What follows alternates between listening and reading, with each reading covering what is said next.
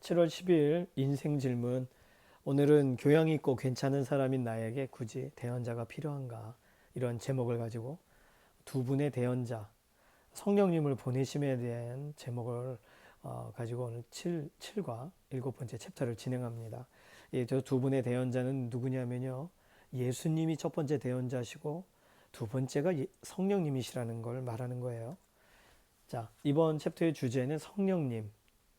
예수님이 십자가에 달리시기 전 마지막 밤의 사건을 사도 요한은 세 장의 설교와 한 장의 기도문으로 정리합니다. 그것이 요한복음 14, 15, 16장 그리고 17장입니다.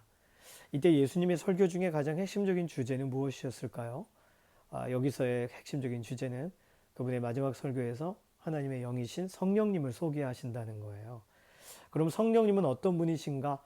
14장에서 16장까지 나와 있는 것 중에서 일단 팀 켈러 목사님이 강조하고 있는 건 5가지입니다. 첫 번째는 단지 그분은 힘, 어떤 능력이 아니라 인격체시라는 거죠. 그래서 요한복음 14장 17절은 성령님을 예수님이 그분, 그라고 인격체로 말씀하셨다는 거예요. 두 번째는 그분, 성령님은 예수님이 떠나셔야 오시는 분이라는 거죠. 요한복음 16장 7절이 그것을 말하고 있습니다. 그런데 놀랍게도 세 번째, 그분 성령님을 통해서 예수님은 여전히 이 땅에 계신다는 거예요. 임재하신다는 거예요.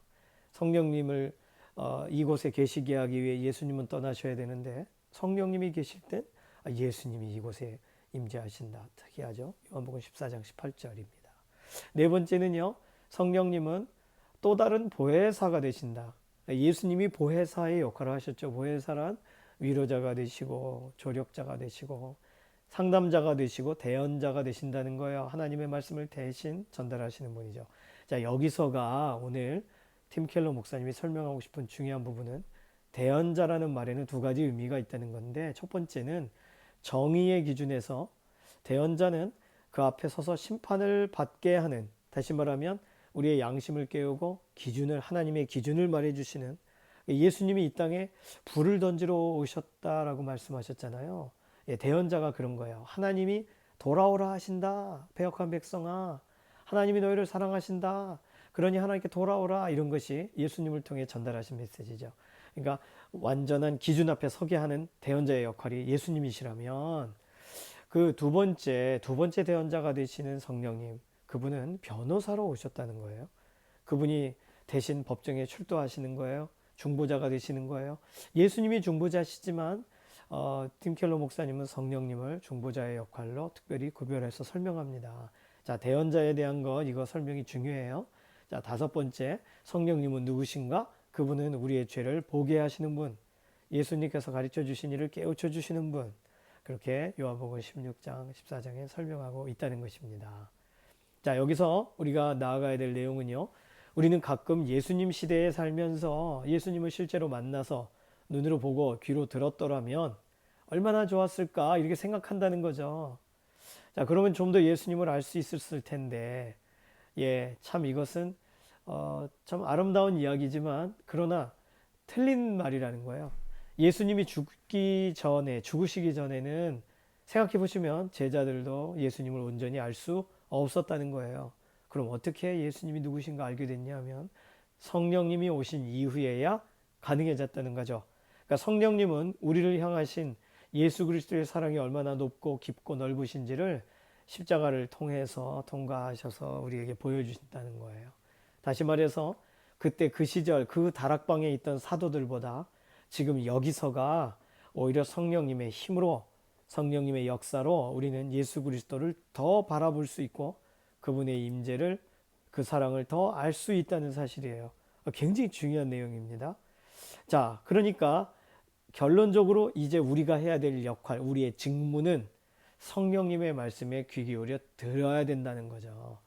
자, 그러면서 일반적인 개혁주의에서 설명하고 있는 표현을 오늘 팀 켈러 목사님이 사용하십니다. 자, 여기서 중요한 것은 이미 우리에게 주신 은혜의 방편이 있습니다. 그 은혜의 방편에 힘써야 된다는 거예요. 은혜의 방편은 뭐냐면 말씀, 기도, 그리고 하나님께 나아가는 공적인 예배, 침례와 주의 만찬, 이것이 은혜의 방편이라는 거예요. 이것이 신앙생활의 가장 중요한 내용입니다. 그래서 은혜의 방편에 관련돼서는 여러 많은 사람들이 설명해요. 예. 자, 이것, 이미 우리가 하나님께 나아갈 길을 얻었잖아요. 이것에 힘쓸 때 나머지는 성령님께서 역사하신다는 것을 말하는데, 은혜의 방편을 게을리하면, 생각 없이 형식적으로 그냥 행하면, 몸만 그곳에 있을 뿐, 몸만 자리를 차지할 뿐, 성령님의 교훈과 위로와 조언과 변호에는 귀를 닫는 것과 같다는 거예요.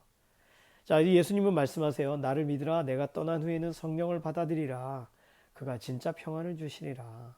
그러니까 예수님이 말씀하신 것을 생각나게 하시는 분이 성령님이시잖아요. 그러니 우리는 예수님의 말씀을 따라요. 그것이 우리가 할 일이에요. 그러니까 말씀 앞에 서요. 기도의 현장, 내 이름으로 구하지 아니하였으니 이제는 구하라 그러셨으니까 기도해요. 예수님의 이름을 붙들고. 그리고 하나님께 예배해요. 예배하는 자를 찾으신다고 하셨으니까.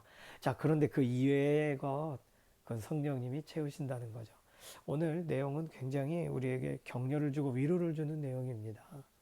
자, 목장의 나눔은요, 요한복음 14장에서 16장까지, 17장은 예수님의 기도라고 얘기했으니까 14장에서 16장까지 문눈으로 좀 빠르게 전체적인 구조를 살펴보면서 읽으시고, 요한복음 14장에서 16장까지의 설교 내용에서 예수님께서 가장 중요하게 반복적으로 강조하신 분은 누구신지, 그분에 대해 몇 번이나 말씀하시는지 한번 찾아보자는 거예요.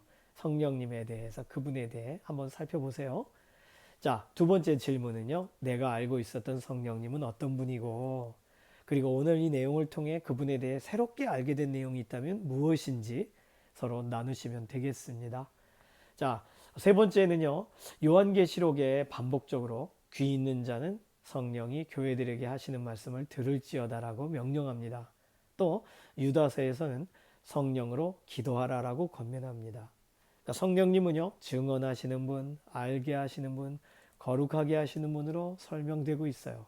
자, 그러면 그 성령님과 동행하려면 우리는 어떻게 해야 할까요? 앞서서 지금 방금 말씀드린 이 본문들을 가지고 답을 써보셔도 좋겠습니다. 자, 서로의 생각을 나누시고 서로를 성령님께 의탁하는 기도를 하시면서 목장의 나눔을 맞춰주시면 되겠습니다. 목장에 속한 동역자분들의 이번 한 주간이 성령님, 예수님이 보내신 그 성령님과 더 깊이 만나는 특별한 만남 되도록 기도하시고 맞춰주시면 되겠고요. 다음 주 7월 17일 날에는요, 인생질문 8번째 장, 왜 신이신 그분이 죽어야만 됐는가? 순종하신 예수님 십자가에 죽으신 사건과 연관돼서 우리가 알아야 될 내용을 가지고 좀 공부하도록 하겠습니다. 자, 오늘 목장 나눔 성령님 의지하는 마음으로 같이 나눠주시기 바라고요. 제가 기도하고 마칩니다. 살아계신 하나님 감사합니다. 우리가 하나님의 말씀이 믿어지도록 하시기 위해, 예수님이 하신 말씀이 무엇인지 기억나도록 하시기 위해서 성령님을 우리에게 보내주셔서 감사합니다. 성령님이 오셔서 우리 곁에 계셔서 하신 일이 지금 생각해보니 참 많네요. 너무 감사합니다. 성령님 없이는 우리의 믿음이 유지될 수가 없습니다. 오늘도 우리 믿음의 동역자 각 사람과 함께 하심을 드러내 주셔서 성령님 의지하고 성령님의 그 소욕을 따라가는 믿음의 인생 되도록 우리의 삶을 붙들어 주시옵소서. 감사드리며 살아계신 예수님의 이름으로 기도드립니다. 아멘. 오늘도 수고 많이 하셨습니다.